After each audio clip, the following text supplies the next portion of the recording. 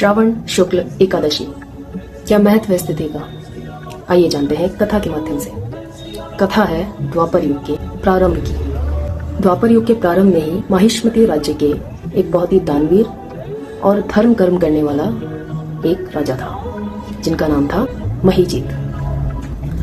राजा महीजीत व रानी अपनी प्रजा को ही अपनी संतान समझते थे एवं वैसे ही उनका पालन करते थे।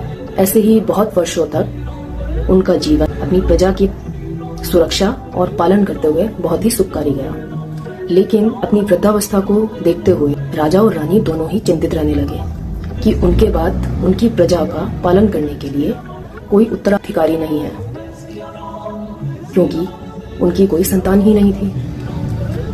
राजा अपनी यही चिंता व्यक्त करने के लिए सभा बुलाते हैं। उस सभा में पंडित व विद्वान होते हैं। राजा ने अपनी चिंता सभी को विस्तार पूर्वक बताई कि मैंने अपने जीवन काल में खूब धर्म कर्म किया, दान किया, मेरे खजाने में कोई भी अन्याय के कर्म वाला धन नहीं है, मैंने किसी का धन छीना नहीं एवं अपना पूरा जीवन प्रजा की सेवा करते हुए बिताया।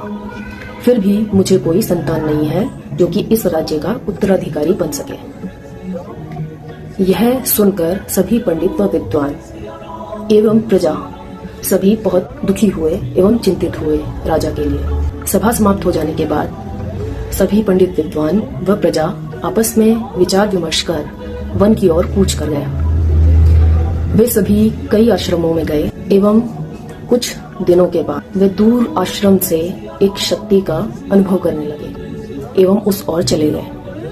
वहां पहुंचकर उन्होंने एक दिव्य आत्मा देखी, महात्मा लोमेश ऋषि। उनकी शक्ति इतनी थी कि एक कल्प के बीत जाने के बाद ही उनका एक रोम गिरता था। उस समय महर्षि लोमेश एक कठोर तपस्या कर रहे थे, किंतु अपने राजा की चिंता को समझते हुए सभी पंडित व विद्वान विनती पूर्वक लोमेश ऋषि के जाते हैं। लोमेश ऋषि अपना ध्यान तोड़ते हुए उन सभी की ओर देखते हैं एवं इतनी संख्या में लोगों को देखकर वे सोचते हैं कि अवश्य ही पास के राज्य में कोई न कोई विपदा आई है, इसीलिए प्रजा वन को कूच कर गई है। तो लोमेश ऋषि ने उनके वहां आने का कारण पूछा।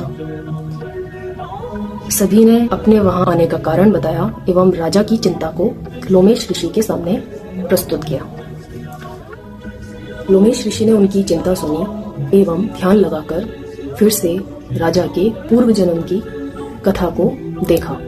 उन्होंने बताया कि राजा पूर्व जन्म में एक व्यापारी थे एवं किसी कारणवश ज्येष्ठ मास की एकादशी के दिन वे भूखे रह गए एवं द्वादशी के दिन किसी प्रकार उन्हें एक जल का स्रोत मिला, जहां एक गर्भवती गाय भी पानी पी रही थी। राजा प्यास से इतना तड़पे कि उन्होंने जल्द ही गाय को हटाकर वहां से पानी पी लिया। क्योंकि उन्होंने गर्भवती गाय को हटाया, उन्हें इस पाप का फल इस जन्म में निसंतान होकर भुगतना पड़ रहा है।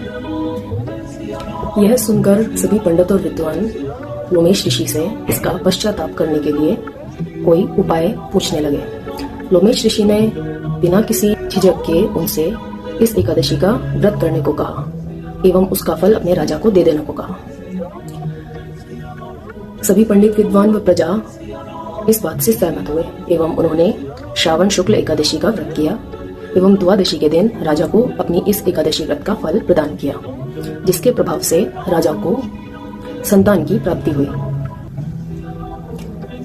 इस एकादशी का व्रत करने से इस जन्म के ही नहीं, अपने पिछले जन्मों के पाप का भी पश्चाताप करने का अवसर मिलता है। इसीलिए इस एकादशी का नाम पवित्र एकादशी है एवं इस एकादशी का व्रत करने से पुत्र की प्राप्ति भी हुई, इसलिए इसका नाम पुत्रदा एकादशी रखा गया। राधे राधे।